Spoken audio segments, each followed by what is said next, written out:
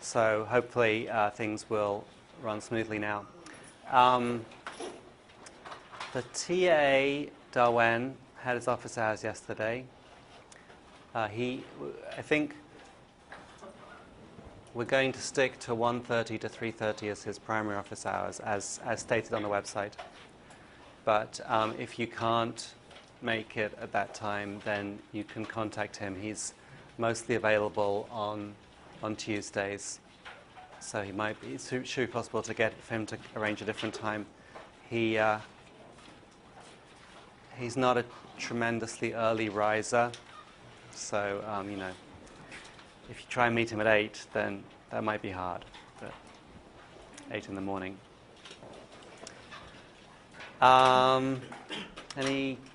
What else? Is there anything else that I need to say right now? Oh yeah, the textbook. So I understand that it's become hard to get hold of the 3rd edition. So we're going to try and accommodate people who have got either the 3rd edition or the 4th edition.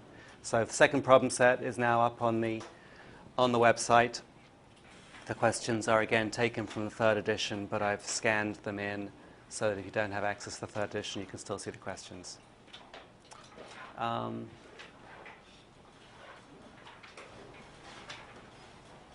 Because people have, because there's been some difficulty getting hold of the textbook and generally the confusion of people adding and dropping classes this first week, I've been able to be a little bit flexible about the homework this week. But in general, that's not a pattern we're going to get into, just because it doesn't do anybody any favors to start letting you drop behind. So please, regardless of what I may have said or you may have heard this week, anticipate handing in the homeworks on time. And like I say, the point of the homeworks is not particularly. We're not trying to take points away from you on the homeworks. The only purpose of the homework is to give you the opportunity to practice the techniques and reinforce your learning. And so, that's why we're not trying to exclude you from getting the credit for them, but we are trying to help you make sure you schedule actually doing it, because otherwise you're sort of missing out. You won't properly learn the material if you don't do the homeworks. Okay, any questions? All right, so at the end of the last lecture, we just began talking about different kinds of sequences. We've defined this idea of discrete time sequences, discrete sets, countable sets of numbers that define a signal of some kind. And we just sort of started getting onto the potentially interesting sequences. We have the exponential sequence where it's just basically alpha to the n with some scaling constant a, but here's the dependence on n, the sequence index. And then, if we have real valued positive alpha, we can have exponential sequences like this, either exponentially diverging or exponentially decaying as n gets larger. But it gets much more interesting when we allow alpha to be complex, because now a complex value, which we could represent as this in this exponential form as e to the sigma, which is the real part, times e to the j omega, which is a pure phasor part, right? So we already saw that e raised to an imaginary value is just a rotation by that value. So if we have something which is both of those things, then we raise it to a power n, we have this real part, this exponential decay or growth. But we also have this phasor part, and because the rotation is basically e to the j omega is this vector here that just rotates by omega relative to the real axis. And then as you raise it to a power of n, those rotations just accumulate. This thing is a constant rate of rotation with n. So the phase of this value grows linearly with n. In fact, if we have x of n here, this part is constant, this part is real. This part is the way the phase changes with n, and it's linearly dependent with n. It's omega times n. Yeah? The imaginary axis is upward. So the imaginary axis is pointing up here. So the way I've drawn this, which is, just my visualization of this, is so we've got a complex plane with real and imaginary, and we've got a stack of these for every, as n goes on. So we've got the n-axis coming out here. I've drawn it this way with real and imaginary because that's how we normally draw it, but I start off with this vector, which is like negative, so it's rotating around like this. And so in this arrangement of real and imaginary, a positive angle is rotating this way. And so the question is, why is it not just on the imaginary axis? Well, e to the j omega is not an imaginary number. J omega is an imaginary number. E to the j omega is a complex number. It has real and imaginary parts. And it's the complex number that e to the j omega alone, this part here, or this part, is just a vector of unit length, a value of unit length, right? So e to the j omega, the magnitude of e to the j omega is always 1. That's not totally obvious, but that's what it is.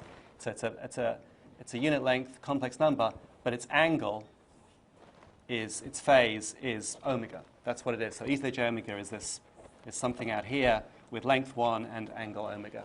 And so this thing is minus e to the j 0, if you like, e to the j omega times 0, minus 1. So we've got, the way I've drawn it is like a is minus 1, so it's pointing down here. Then e to the j omega is just 1, but e to the j omega times 0 is 1. E to the j omega times 1 is now this thing with an extra rotation of omega on here. So I have the minus 1, then we rotate it by omega radians to get it like that. The minus 1 part is confusing, but just because the picture looks better if I have it rotating out like that. And so it rotates one step of omega for the first time step. It rotates a second step of omega for the second time step. So by n equals 2, the phase of this thing relative to the original is 2 omega. And then so, etc. The angle grows with n linearly. And of course, that works until we get all the way around. Obviously, if omega n is larger than 2 pi, then it doesn't make sense to talk about a phase of 3 pi because it's the same place on the complex plane as a phase of pi. And so the phase is always modulo 2 pi. But within that, in this case, it grows linearly. And complex exponentials aren't just a nice thing to illustrate this. They're kind of like the essence of what we're going to be talking about in terms of analyzing and representing sequences. So this is the little identity that I did when we introduced complex numbers. That this is what I'm calling Euler's equation. E to the j theta is cos theta plus j sine theta. Well, you know that if you plot cos theta versus sine theta, you get a circle. That's what it is. So this is just saying these are the points. These are the Cartesian points that give you an angle of theta and a radius of 1. But that's the identity. And so when we expand that out, if we have some complex exponential like this, we can write it out as the real part, e to the minus 1/12 n, and the imaginary part, the imaginary part of the exponential, e to the j pi on 6 times n. Then we can write that out as cos pi on 6 times n plus j sine pi on 6 times n. So this thing is a complex series with real parts and imaginary parts, and we can write out the real parts and imaginary parts. Here's the real part of the exponential, and here's the real part of the exponent, and then here's the real part of the imaginary part, coming from the imaginary part of the exponent, which is the cosine term. Here's the imaginary part, which is the sine term, right? So this is just these two terms coming out here. So we can take a sequence like this. It's a complex sequence where we can project it onto its real and imaginary parts, and what we get is basically a sinusoid with an exponential envelope on top, in this case because this value here is negative, the exponent is dying away. It's e to the minus n on 12, which is going to be something that dies away. And so we see they're both dying away with this e to the minus n on 12 envelope. They're both sinusoids with frequencies given by this. It's the one complete cycle is the n that will make this go to 2 pi, right? It's the period of the sinusoid is going to be whatever this, when this is periodic in 2 pi. because this is pi on 6, it's going to be 12 samples. N equal 12 will make this equal to 2 pi. So we see here's this sinusoid that completes one cycle in 12 steps. It's the same sinusoid over here, but whereas this one is in sine phase, starts at 0, this one is in cosine phase, starts at 1, and that's the 1 cycle here. And so this complex exponential is actually representing two real exponentially decaying sinusoids, and that's why it's interesting and useful. I mean, this is what happened when we had the phasor going around and projected onto the real axis. We get a sinusoid out, right? But the other way of thinking about this is that we can. This is how we can represent sinusoids very efficiently using complex numbers, just by having this constant angle of advance in our in a complex phasor. So let's just look at this in 3D in MATLAB to make sure that we're not missing anything. It could be confusing, but it all links up very nicely. So here's the MATLAB diary. So here's how I can define this sequence in MATLAB. So in MATLAB, I'm saying x is equal to some constant times the exp e to the, and here's my, sigma plus j omega. So the real part of the exponent is minus 1/12. The imaginary part is pi on 6. And this is my n, and I'm using MATLAB notation to evaluate a sequence of n. This is the sequence of integers between 0 and 39. So this is actually evaluating 40 values at once, storing them in x. So if I look at x, it's a bunch of 40 complex values. I wrote this thing, so we know stem, we can do subplot 211 and then stem of the real of x, subplot 212, stem of the imag of x, and we get the two plots from the slide, the decaying away with the cosine and the sine components. I also wrote this thing called stem z, which tries to plot the imaginary and complex parts together. Just get rid of that. And so this is like it's trying to be that plot that we had on the previous slide of n going this way, real going this way, and imaginary going this way. And now you can see that this is the same thing. So if I look at it from the side, I get like the imaginary projection, which is just the sine function with the exponential decay. If I look at it from the top, I get the real part, which is the cosine function of the exponential decay. But if I look at it from the end, right, again along n, then we see this nice Archimedean spiral of every step is the same angle, but the magnitude is decaying exponentially, so we get a spiral going in. And if we look at it, in 3D, then we get this corkscrew effect. And this is kind of like, this is an important picture for me. This is a real insight into what a complex exponential is, if you like. It's this kind of behavior of something that's decaying away or possibly growing or possibly staying constant, but with a steady, constant angular rotation, radians per sample, omega. It's difficult to look at just stationary. It looks it's hard to read. But when you move it, then suddenly your 3D depth perception kicks in, and you can sort of see what's going on. So MATLAB does this very nicely. So if you want to download the stem z function, you can play with it.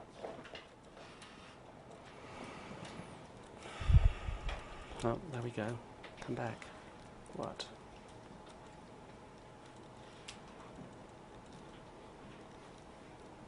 Okay. Any questions about that? All right.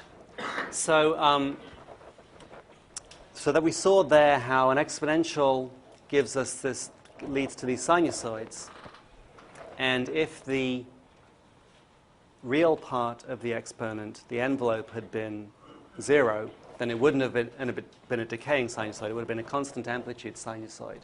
And then we would have had a sequence, a discrete time sequence, which was a sampled version of a sinusoid in continuous time, which under certain circumstances, including the ones that we saw, would have given us a periodic sequence. So that's an important concept. A periodic sequence satisfies the property that x, I'm using twiddle to denote periodicity, x twiddle of n is equal to x twiddle of n plus big N, or in fact plus any integer multiple k of big N. So we're saying that x twiddle of n has these big N unique samples, then they repeat indefinitely, infinitely. And so wherever you are, if you shift over by big N samples or some multiple big N samples, you get the same value. We call big N the period.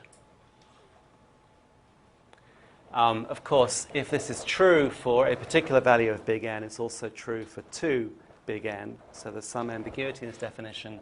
So we'll talk about the smallest value of big N for which this is true, and we'll call that the fundamental period, just to give us a canonical definition. And so here is, of course, it doesn't have to be a sinusoid. It can be any sequence. The set of values, set of big N unique values can be anything.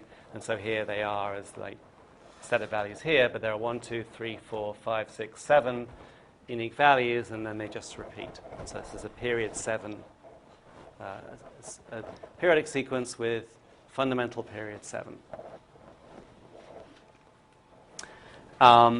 If we do have an exponential, here's a sinusoidal sequence, cosine omega 0 n with a phase offset and a scaling here. This is, of course, just the real projection of some complex exponential, where we can now fold both the scaling constant and the phase into a complex constant out here.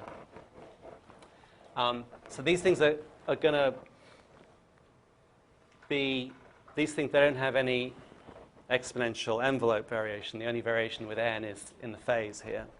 So these are going to look like sinusoids. However, they're only going to be periodic if there is some value at which we get back to the exact same starting phase, which means that there's going to be some n for which n times omega 0 is exactly 2 pi to get us back to the beginning phase, or 2 pi times r. So we might have to go through several cycles, but we're going to get back to the beginning phase. When that happens, it's the value n which defines the periodicity of the discrete time sequence, right? It's how many points we had to go to before we got back to the same phase, so we get the exact same values of the sequence coming out. But if r is not equal to 1, if r is some larger number, so we had to go through like maybe 3 cycles of sinusoid before we got back to the phases lining up, then the fundamental period is not the period of the sinusoid, it's some multiple of the period of the sinusoid, because it's possible to have a sinusoid without having it be exactly the same values every time, right? So that's kind of, it's sort of obvious, but it's a little bit, it's not necessarily the most intuitively natural thing. So if I have x equal to sine, if I say omega equals pi on 6, and then x equals sine omega times 0 to 39, right? So this is like the previous sequence, but without the exponential decay. If I stem that so we can see the individual values, then here it is. It's our period 12 sinusoid, and we can see that it actually goes through 0 nicely here, hits 0 again here, and hits 0 here. So these values are exactly the same, right? But if I instead had made omega, so pi, omega is actually some complicated number here, pi on 6. If I made omega equal 0.5, which sort of sounds nice, but 0.5 radians is not a particularly nice fraction of a cycle. I do the same thing. Thank you. Now we see, okay, it's basically the same sinusoid. It's got a period of about 12 samples. But now the second 0 point is somewhere in here. The third positive going zero crossing is in here. The fourth one is in here. You can see these values, and the actual values are not the same in any of these cycles.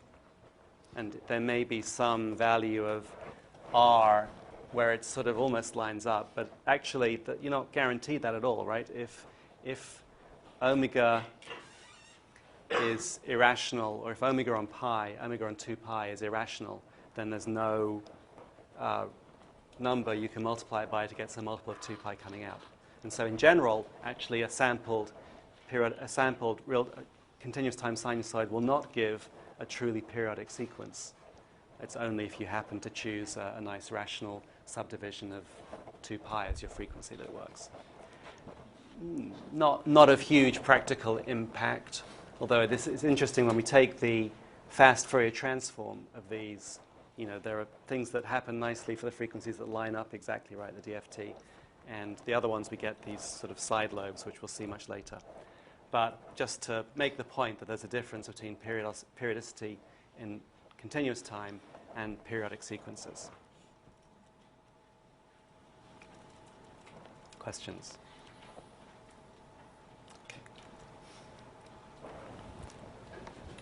Okay. We spoke about symmetry of sequences in general. If we've got a periodic sequence, how do we define symmetry for that? Well, we can actually, there are other sequences we've talked about. We've talked about finite length sequences, right? Sequences which are only defined over a certain range of samples. And we can talk about symmetry of those. At least we can try and think about symmetry of those. But if we have, say, a typical n-point finite length sequence, most often we'd say n is defined for values of n between 0 and big N minus 1, right? So up to big N. And then the symmetry we defined was about, well, what happens what is the relationship between x of n and x of minus n? What happens when you reflect it in the 0 axis? A finite length sequence like this, you can't talk about x of minus n for the values of n that are valid, because it's undefined for x of minus n. So it sort of doesn't make any sense to talk about its symmetry at all. Now, if we have a finite length sequence like x of n, then we can use it to define a periodic sequence, which is just x of n repeated, starting from 0, but repeated for all chunks of big N samples. One way we can write that is x of n of x twiddle of n, the periodic sequence. I didn't put a twiddle in there, but I could have, is the x finite of n evaluated for the index n modulo big N, right? So I can put any value in here. When I take modulo big N, modulo just means you add or subtract some integer number of big N values until we get something coming out which is in the range 0 to big N minus 1. So xf of n modulo big N gives me a value for any value of n, because for any value of n, I'm going to reduce it down to something in this principal range and get a value out. So x of n is defined over all values of n, so it's periodic. And it turns out that it's periodic because this sequence repeats. Okay. That's kind of what you might have thought of anyway if I'd asked you about the symmetry of xf of n. It's like, well, okay, you haven't defined outside the range, so I'm going to let it repeat. Now, what is our symmetry relations there? Well, it's not quite what you might expect. We can take of this periodic sequence and we can apply our periodic conjugate symmetric thing, which is, we can generate a periodic conjugate symmetric part of any sequence by taking the sequence, reflecting it in time, and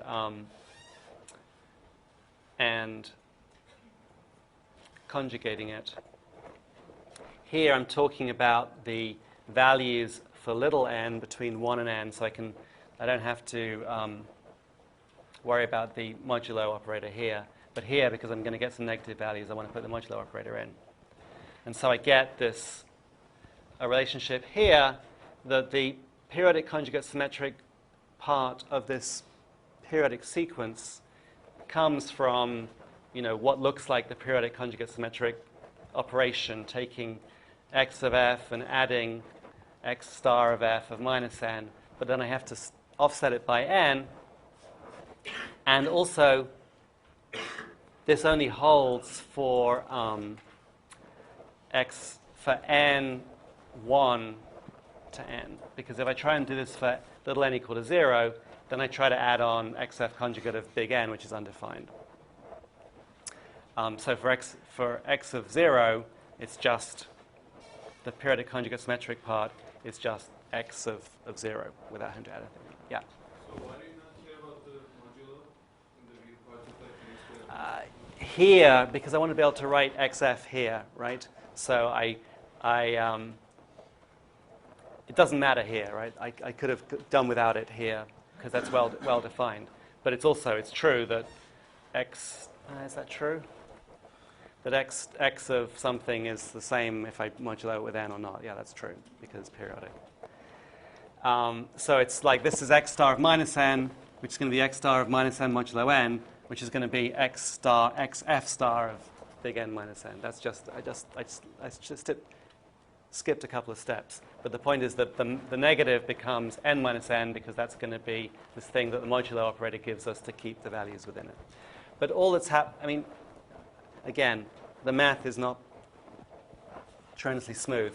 But the point is that to get this symmetric part, we do in fact just reflect x of f and conjugate it and add it on. But it's not totally obvious why that would be because we're trying to think of minus. We're trying to reflect it in time. And so this is the argument as to why that's the right thing to do. If you didn't follow that, don't worry about it. It's like, yeah, you can take a periodic sequence, and then you can just do the same thing of reversing it and finding the part of it that's symmetric, right? So this sequence here is not symmetric around 0, but we can decompose it into a conjugate symmetric part and a conjugate antisymmetric part. And the way we do that is by flipping it in time and then taking the sum and the difference, the average of the sum and the difference, to get this symmetric and antisymmetric parts. Just the same. Okay. So we've got periodic sequences. Now here's this thing about sinusoids. Now we saw that if we have some continuous function and we sample it, then so let's look at the green curve here. Here's a nice slow sinusoid, and then the blue is just that thing sampled at various points. And if we look at the blue points, we're getting a reasonable stem representation of a sinusoid coming out here. It is periodic here, right? Yeah, it's got like a period 1, 2, 3, 4, 5, but it does repeat, so it's nice. Period 5, discrete, the period 5 periodic sequence for a underlying sinusoid that had the same period when we convert the times into real time. Here's a much higher frequency sinusoid in red. Has the interesting property that it crosses the green sinusoid at each of these sampling instants. So if we have the higher frequency sinusoid and we do the same thing, we sample it at the same times, we end up with the same representation. And we end up with a representation that again looks like the slower sinusoid, even though the underlying sinusoid was something much faster. And so this is kind of not what we wanted, right? The blue points don't seem to be a very good description of the red signal.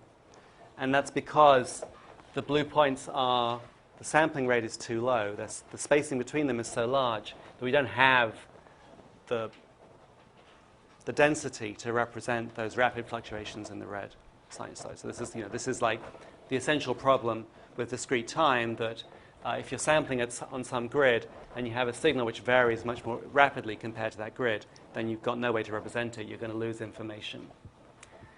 Or you're going to, it seems like, well, we're losing information. It depends. If you knew that the red signal was going to be a sinusoid of about this frequency and it was just like, it's plus or minus 2%, then the blue samples would be fine to identify which of those it was. It's still telling you about that signal. But if you didn't know, if you just knew it was a sinusoid, you had no idea what the frequency was. And in particular, if it could have been the green sinusoid or it could have been the red sinusoid, then the sampling no longer distinguishes those two. They become identical after we sampled them. so there's this sense in which taking a sinusoid and sampling it is ambiguous because we have two input signals giving us the same output discrete time sequence. In particular, in this case, the relationship was that the x of n was the same for both these signals. And it turns out this occurs if, let's say, the green signal is omega 0 n, and if the red signal was a sinusoid, whereas this is now, omega 0,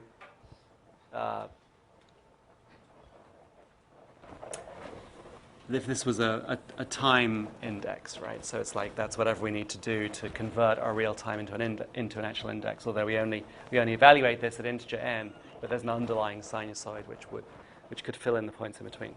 Okay, if the frequency instead was omega 0 plus 2 pi, or 2 pi times some integer times n, then we can see that this is basically saying, well, the value of this sinusoid is going to be something omega 0 times n plus some integer number of extra rotations, 2 pi r n.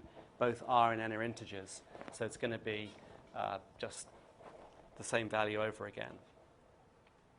So, you can expand this using whatever trig identity you want, but it's kind of natural to see that this is going to be the same as sine of omega 0 n, which is going to be the same as x1. So these two sequences are going to be the same, even though we notionally sampled them from different underlying frequencies. And in particular, what happened was the red sinusoid completed r extra revolutions in every sampling interval compared to the green sinusoid. So in this case, I guess r is 1, because here, this between 0 and 1, this red cycle completes one cycle plus a little bit, whereas the green sinusoid just completes the little bit, the extra bit, which is why they end up at the same value. But then that keeps working, so they give us the same sequence. So this process of frequencies getting mapped together, or the higher frequency giving a representation which looks like a much lower frequency, is called aliasing, because the high frequencies end up showing up as aliases, as false versions of themselves, or incorrectly named versions of themselves. And so in general, if we have some sinusoid, cosine omega n, if omega n is some multiple of 2 pi plus or minus omega 0 for a cosine which is symmetric around 0, then the sampling is all going to appear the same.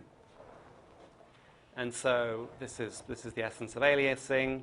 So typically, if we're talking about some kind of sampled sinusoid, we actually want to impose some canonical constraint on the frequency. So if we only talk about values of frequency here between 0 and pi, which is phase advances between successive samples of between 0 and pi radians per sample, then we're okay. And then we've actually got we can represent all possible sinusoids because we can map them down to this.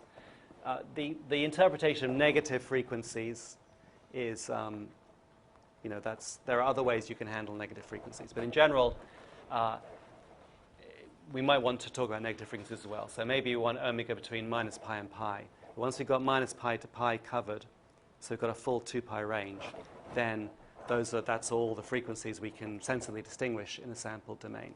Frequency in this normalized radians per sample space. But saying, well, if the amount that the underlying phasor rotates between sampling intervals is more than a complete revolution, or in fact more than a half revolution, either forwards or backwards, then we're not going to be able to tell whether it was that or whether it was some smaller angle. So our canonical description of a per sample phase advance will be an angle in the range, an angle whose magnitude is less than pi, less than or equal to pi.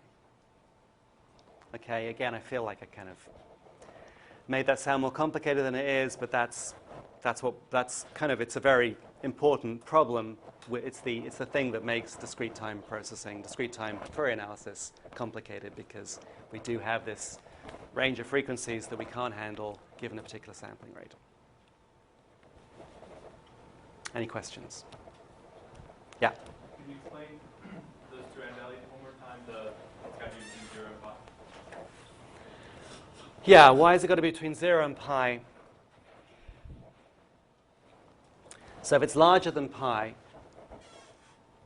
I find it, again, helpful to think about this picture here again. And so, again, omega is, literally, for some kind of exponential, complex exponential, omega is the amount that the complex value, thinking about as a vector on the complex plane, the amount it rotates between samples. And so if it's pi, that means it's going to rotate all the way over to the opposite side, right? Pi is e to the j pi is -1. So this is, the rotation is on the axis. This is pi on 2. This is pi, which is just flipping it over all the way, and then all the way back around to 2 pi, which is just leaving it the same. So if it's pi, if it's up to pi, then it's sort of something we can sort of deal with. If it's more than pi, then we could have gotten there going the back way, which for a cosine is the same as going the forwards way. It's, it's like, because cosine of minus t is the same as cosine of t. So it's saying, well, the only, in cosine, the only angles we can distinguish are up to half a revolution per sample. Because if we go to more than half revolution, it's the same as going less than half a revolution the other way. And if we go to more than a whole revolution, then it's the same as going to the extra bit that we got beyond a whole revolution, but just with that part knocked off. So that's the that's why it's 0. That would be 0 to pi, right? Sorry, 0 to pi is all the angles from here to here, and everything else is going to map back to something the same. Now, of course, you're saying, well, yeah, but if we had this negative thing, it's actually different in the imaginary part, if not in the real part, and that's true. So that's why I'm not super attached to the 0 here, right? I could have put minus pi in here. In the case of cosine, 0 is okay. In general, for a complex vector, it's minus pi to pi, and we will see negative frequencies for sure.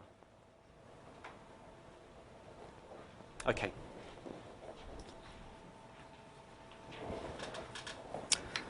All right. Is my voice okay in the back? Am I quiet? I think I forgot to turn the microphone up. Okay, we'll see. Okay, so now we can get on to today's slides. So the first set of slides is just a basic set of definitions, introductions, making sure we're getting some basic concepts and we're on the same page. Now we can start talking about actual discrete time signals and systems, but starting off with just thinking about it in the time domain, which actually, it's the most intuitive domain. It's the thing that why we have these problems to begin with, because it's the kinds of things that happen in the real world that we care about, and we can get many of the important concepts we need just looking in the time domain. So we'll talk about systems in discrete time. What we mean by that, convolution, which is what real linear systems do, and so it's important in that way, but also mathematically very basic to what we're going to try and do. And then linear constant coefficient difference equations, which are the discrete time analogs of differential equations in continuous time. They're kind of easier to handle than differential equations, I think, but they're the essential mathematical core of what we're going to talk about. So we'll look at the actual classical solutions to these, the closed form solutions, and then correlation as another kind of key time domain operation that we can apply in systems. So what we mean by system is something that takes a signal as input and generates a signal as output. What we mean by a discrete time system is something that takes a sequence as input, generates a sequence as output. We can write it in, fully. We can try and write it more comprehensively like this, to say that we've got a sequence y of n, so the brace means the sequences, and that sequence y of n is some function of the sequence x of n, where in general, maybe we need to know all the values of x of n for all n, to calculate this function to get the values of y of n for all n. But if we have all of x of n present, then we should be able to calculate y of n for any value of n. Hopefully, in most cases, this will be much more than we need. We'll be able to calculate y of n using only a small portion of the input signal. And here's an example of a very simple but yet useful system, which is a moving average calculator. And sort of it looks like the examples we had before of just how we can pull together our operators here. We have an input signal, we have a couple of delays, we have some scaling constants applied to the direct and delayed versions, and we sum them up. So this is actually an instance of the general case we looked at, but here all the constants are the same. And if we have m delays, or m minus 1 delays, if we have m versions of x and itself delayed up to n minus 1 steps, and we use 1 over m as a scaling constant, then what we're getting here is an average of the last m samples. But as n advances, the last m samples advances. So it's a moving average. It's an average that changes with time, but it's always the average of the last m samples. We can write this down here algebraically quite nicely as y of n is equal to 1 over m times the sum from k equals 0 to n minus 1 of x of n minus k. So k is positive. K is our index into the past, starting with 0, which is now. And so we take m of these points, 0 to n minus 1 is m points. We sum them up. We divide by the number of points we added up to give us our moving average. And this is actually, this is a perfectly legitimate filter, the kind of thing we're going to learn about more generally in the rest of the class. But it's also something that's very familiar. It is what we use to calculate unemployment figures. We take a moving average over 12 months because there's seasonal fluctuation, but if you always use one entire year's worth of data, then you're always having the same, you've got every season involved, and so those fluctuations will be smoothed out. Just to make sure we understand what's going on here, let's actually try and work through this thing as like a machine. Try and calculate the values here. So what I want to do here is,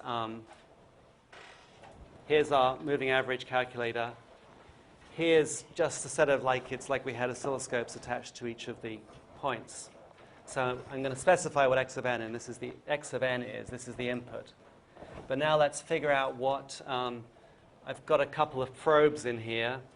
At this point here, which is x of n minus 1. This point here is x of n minus 2. We happen to know, but they're just the outputs of whatever systems we put in here. And then y of n, the output, which is what we're trying to calculate. So now we're just going to try and work through and make sure that we understand what the system is going to do by, as it were, executing it ourselves. So what do we expect to see in these rows? Sorry? The value of A will be at 1 for x of n minus 1 and 0 for x of n. Okay, let's start at time 0. Actually, we don't know really. At time 0, we don't know what's here, right? It depends what happened before. So we don't know what the outputs of these delays are. They're memories, right? They can be anything. But let's assume that nothing's happened, so let's assume they're at 0 to begin with. So time 0, x of n we can see here is 0. And then we're assuming these two things are 0 as well. Okay, so now the clock ticks. We move on to time 1. Value of the input n is still 0 here. The value here is just whatever the input was in the previous step. So the input was 0 here, so the value here is 0. And similarly for this one, the output here is whatever was here before, so it's 0 again.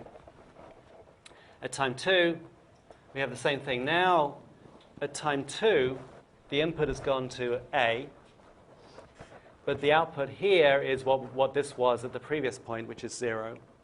And the output here is what this was at the previous point, which is 0. So this is, up until here, this is still correct. Now, at time 3, the input goes back to 0, but this output here is going to be what? A, exactly. So let's see if I can actually draw that, just so we can see it. This was much easier when one did this on paper. Okay, so time 3, we have a little A here. Yikes. A. But we still have 0 down here and 0 everywhere else. Okay, well, let's just look at x of n minus 1 for a moment. So time 4, this point is going to be what the input was here at time 3, which is going to be what?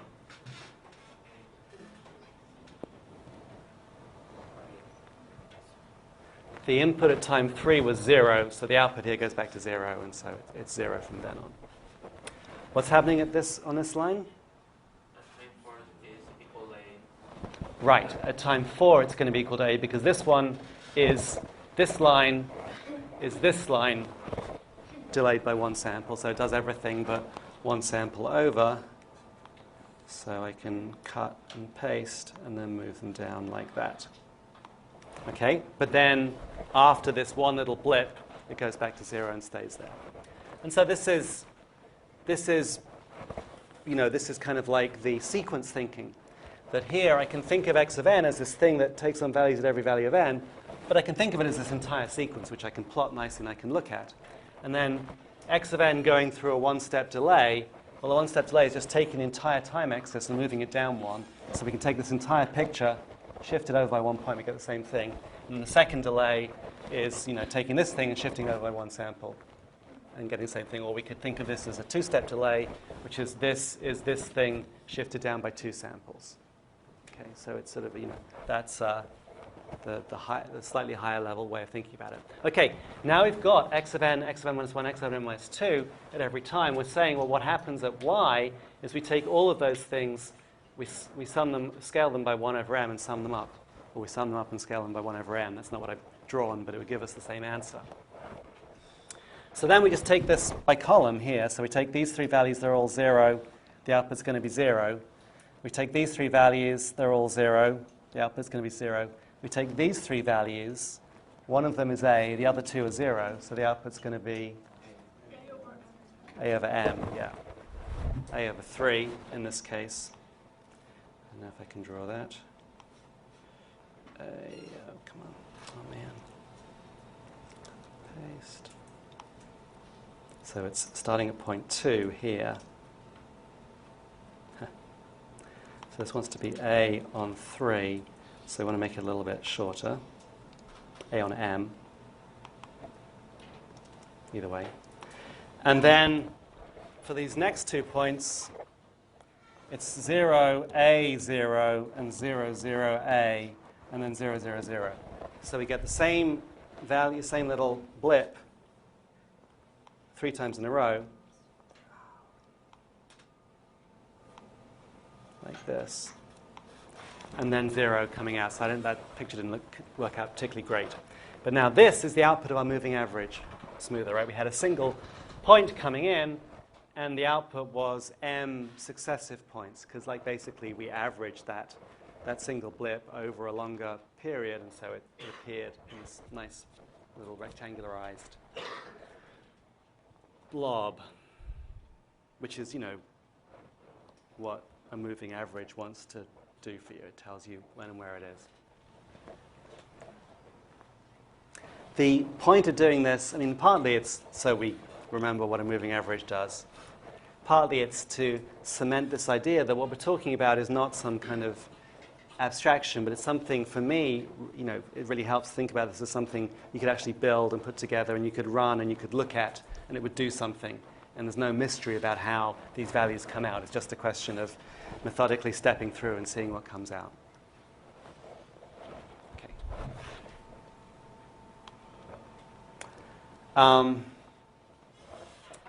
So, and if we look at this for slightly, like I say, this is a real thing and it's useful, and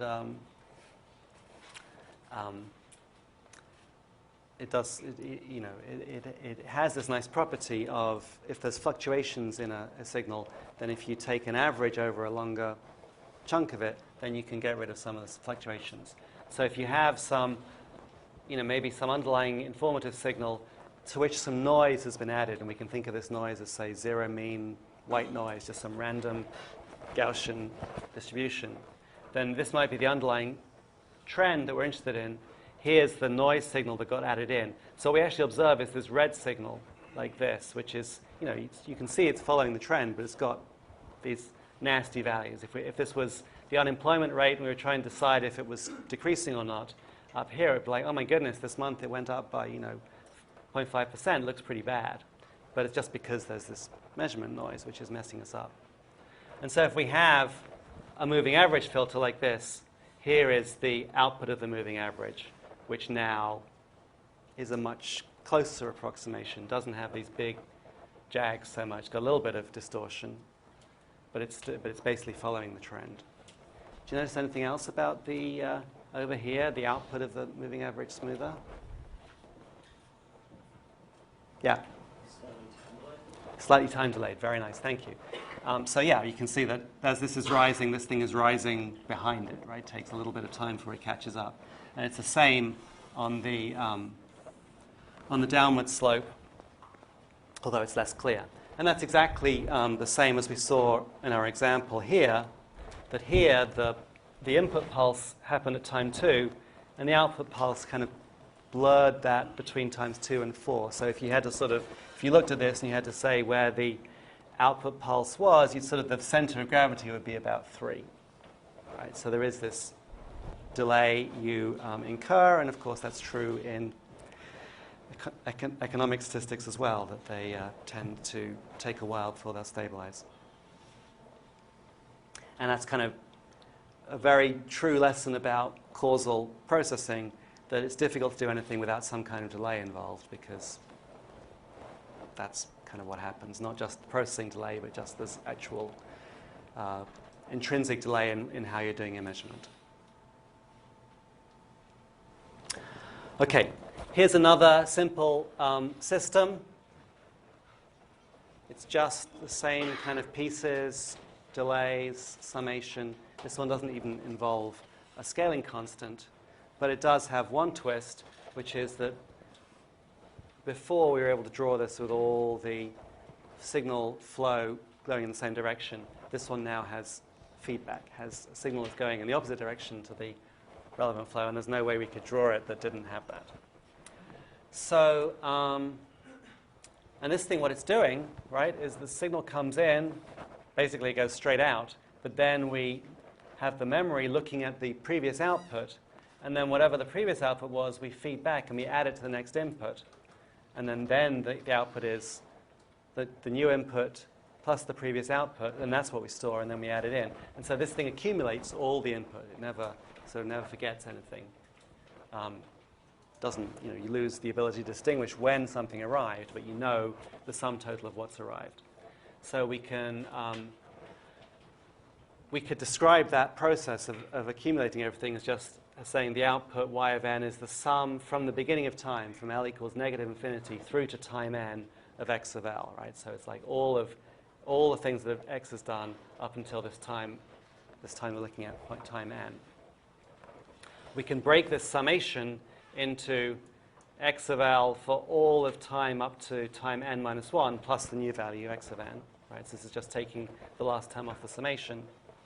But of course this is just, we can substitute this in, but this is y for y of n minus 1, y of n for n equal n minus 1. So we can just write that down like this. And now it's this recursive definition of y, that y of n is the value it was at the last time plus the new value, which is exactly what we see here, right? And so in a sense, it's kind of nice because this is a summation that involves a lot of terms, right? Involves infinitely many terms. But here we've written it down with just 2 terms. And here we've implemented it in something we can actually build that just has one memory. And taking it from there. So that seems quite nice. We can run through the experiment of running the machine here. Does anyone want to quickly tell us what's going to happen here?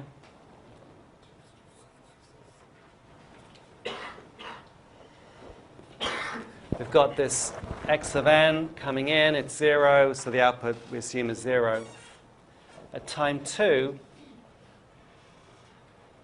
x of n is equal to 2.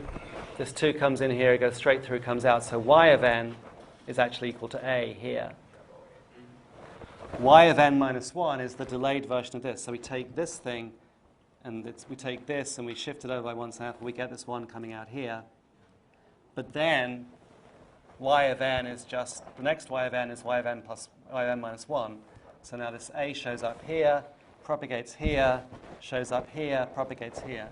And so we get the step function a from then onwards. So I guess both, man, this is really clumsy.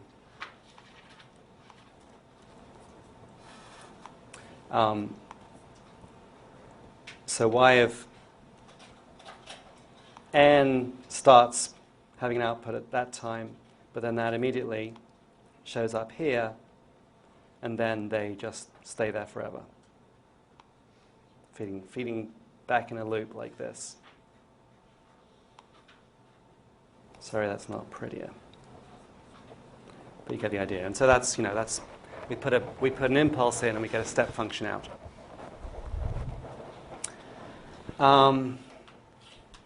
And again, I think intuitively you can see how that's going to work, and you can imagine this machine running, and so that makes sense.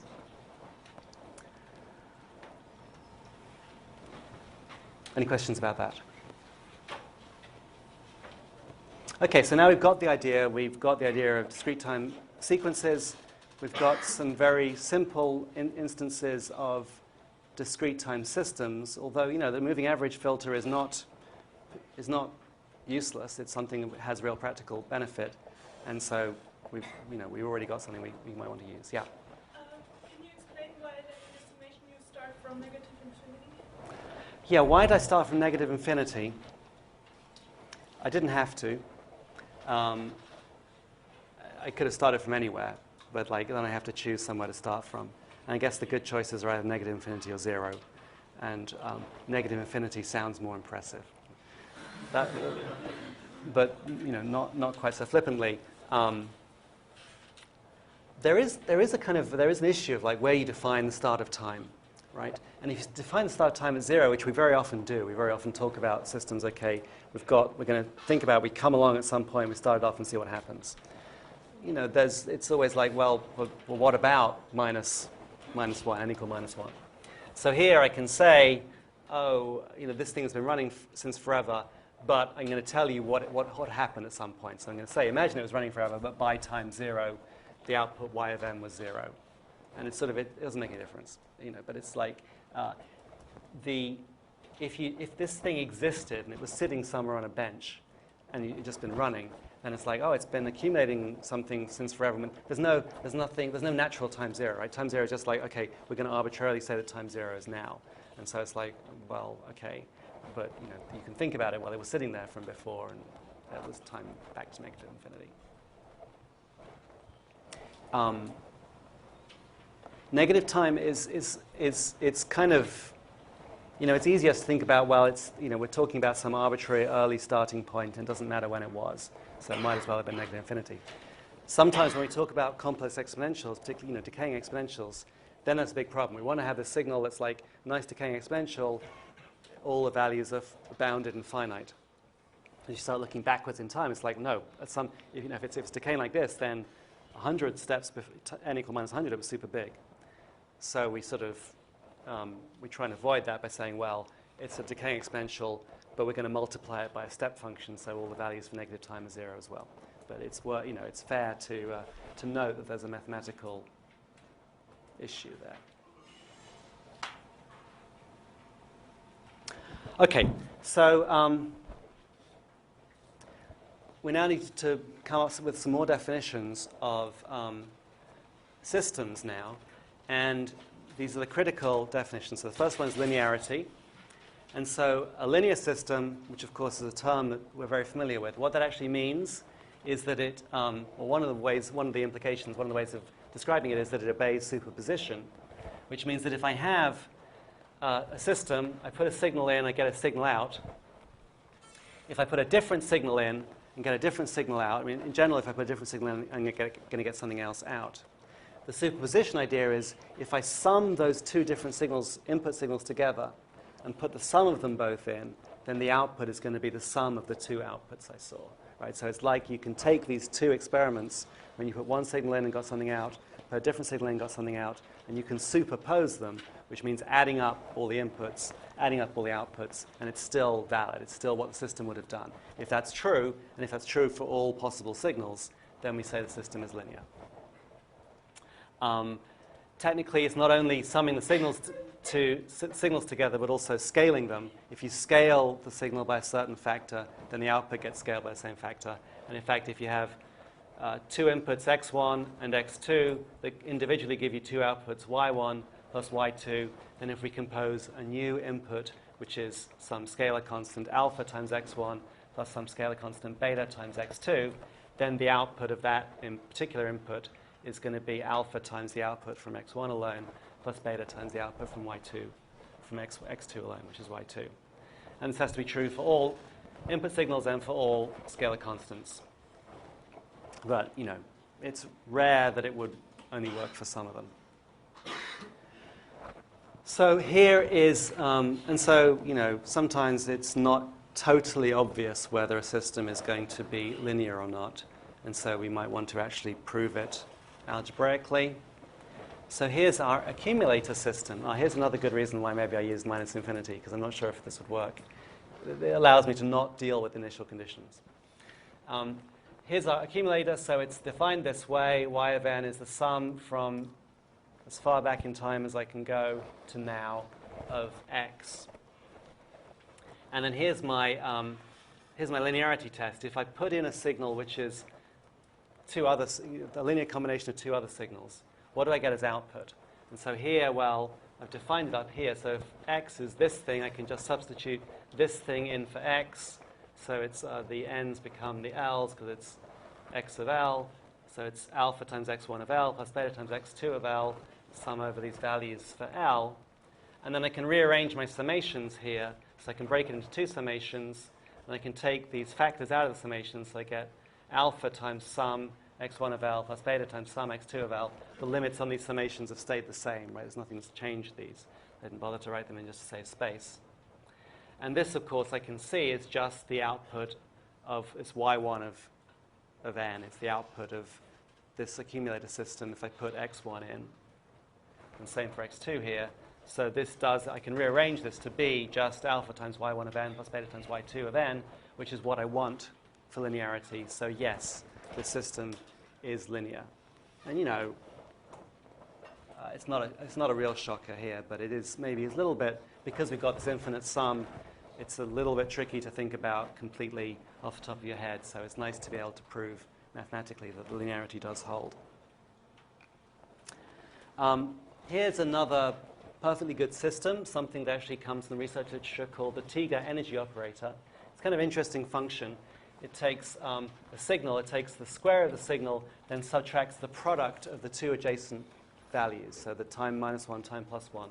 So these are going to be sort of, you know, if the signal is not changing that rapidly, it's going to be about the same, but it's going to be slightly different. Actually, this is used as a measure of how, it's called an energy operator because it's like, if the signal is changing very rapidly in time, then the difference between these is going to get larger. And so it's some measure of something to do with energy.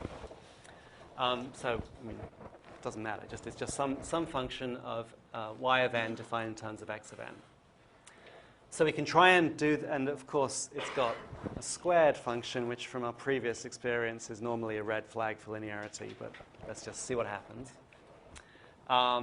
So if we define x of n as our general linear term as alpha x1 of n plus beta times x2 of n, where we haven't, you know, they could be anything. And then we want to sort of, what we want to do is substitute that in and see if we can rearrange the output to be the output that we expect from these two terms alone. So here's what we get. We get, you know, x squared of n is alpha x1 of n plus beta x2 of n all squared. And then x of n minus 1 is alpha x1 of n minus 1 plus beta x2 of n minus 1 times x of n plus 1, alpha x1 of n plus 1 plus beta x2 of n plus 1. Okay. In order for it to work, we're going to have to rearrange this to be x1 squared of n minus x1 of n minus 1 times x1 of n plus 2, and then that'll be the x1 part, and then something in terms of x2. But we can't have any cross terms with x1 and x2 multiplied together. It's very clear that when we square this, we're going to get all kinds of x1, x2 terms coming out.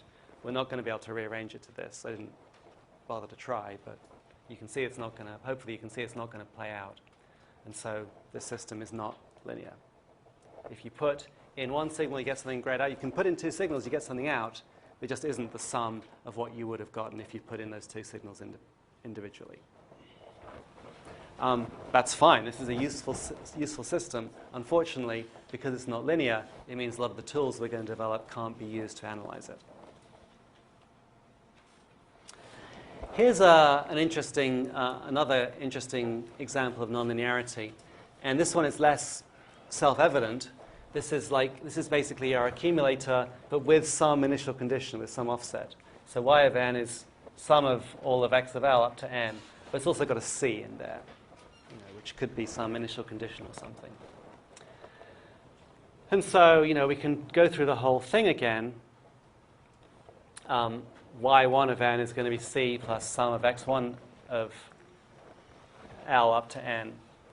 But if we put in our alpha x1 plus beta x2, the output is going to be c plus the integral, the sum up to point time n of this thing. And if we try and rearrange it into two terms like this, a y1 and a y2, we're not going to have enough c, right? We're only going to have one c to put into it, so we're not going to be able to break it down.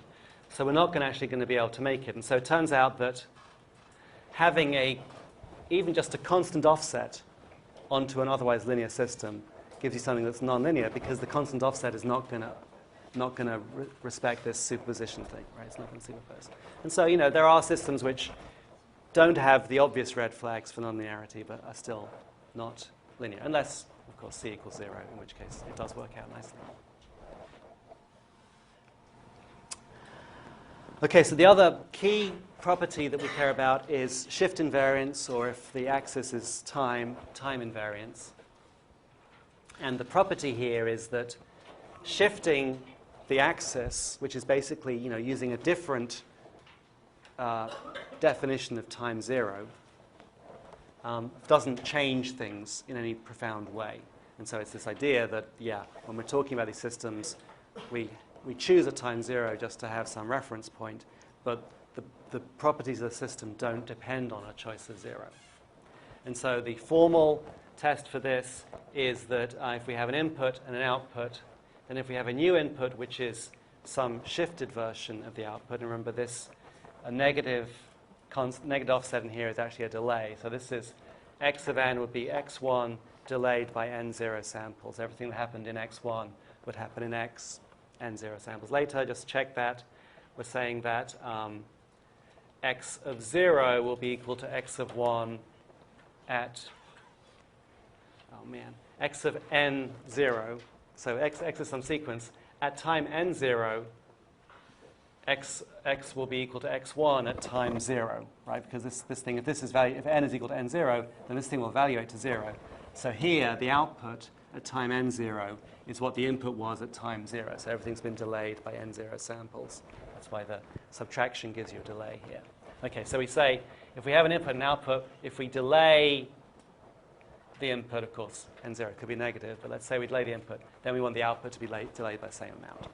Just like if we have an input and output, if we redefine our time origin, nothing changes apart from the redefinition of the time origin.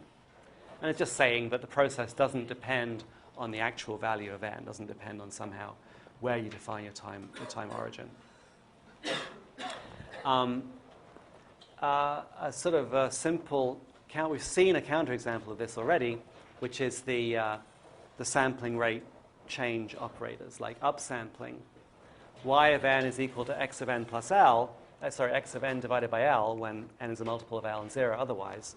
Y is the x sequence with L minus 1 zeros padded between every point.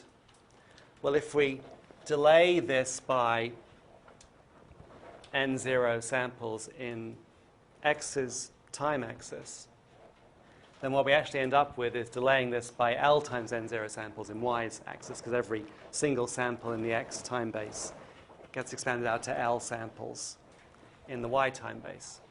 And so to be strictly shift invariant, we want the output, if we delay the input by one sample, we want the output to delay by one sample. It doesn't work because there's even a different number of output samples here. So anything that involves upsampling or downsampling is not shift invariant, at least not in the strict definition. It's like what you're saying. Well, but the sampling rates changed anyway. So what would that even mean? But it's generally not. It's a problem. I mean, you end up with these things when you do have sampling rate. You end up with these. I don't know if you've heard of these polyphase systems, and basically they have to have a separate system for each sort of subphase of the ratios of the sampling rate, so you end up with the combination of several shift invariant systems to make it work. That's kind of a slightly weird example, but I mean, I haven't gone through this, but this is just trying to do the algebra so we can say, well, if I delay x of n, x by n0 samples, can I rearrange it to be y delayed by n0 samples, and just showing that we can't do it. You can look at the algebra later if you want. A more sort of natural example of a non-time invariant system is this. Again, it looks kind of okay because it's just taking the input sequence and scaling it by some value, but this is not a scalar value now. This is the time value itself. And so if I delay it by n0, then if I just take the output sequence and shift it by n0, then I would want to have the scaling be by the shifted value. But if I actually feed that into the system, then I get the current time multiplied by the delayed sequence. So those things are not going to be the same, right? And so it's not shift invariant. I mean, one way of thinking about this is that this system has the property that at time 0, it has an output of 0, because then we're multiplying it by 0. And of course, so that's the only time multiplied by 0. So where we define time 0 makes a difference to what signal we get out. So this is clearly not shift invariant, and it's because the parameters, the actual arguments being used in the system, do depend on the absolute time, the specific time value. Okay, so we've got these two properties, linearity and shift invariance. They're independent. We can have systems that exhibit one but not the other. But we're particularly interested in systems that exhibit both. They have various nice mathematical properties that allow us to use various tools on them. And so we call them LTI or LSI systems. I'm always thinking about the index as time, but of course it could be anything. But this is our well-known LTI systems, which are where we can use these Fourier tools to make sense. Finally, let's see. Okay. Any questions about that? Okay. So what this is going to mean, the thing about linear time invariant systems is that they occur in nature. So for instance, this room, when I speak, we saw before that the signal at one point in the room is different from the signal coming out of my mouth. But that relationship, which is pretty complicated, it's the reflections of my voice off the walls, it's actually very well modeled by a linear shift invariant system. It's not perfectly linear because gas is not perfect, so if you make the pressures very large, it becomes nonlinear. It's not totally time invariant because as the temperature changes in the room, the speed of sound changes, and so things will shift through time, but it changes very slowly. And so all kinds of real-world systems are very well approximated by LTI, and so all the tools that we're going to develop are useful for that. And the kinds of models we can build, like convolution, which we'll hear about next, really do apply to real-world systems. All right, great. So if you've got any other homeworks that I didn't get up, please leave them on the bench at the front, and I'll see you on Monday.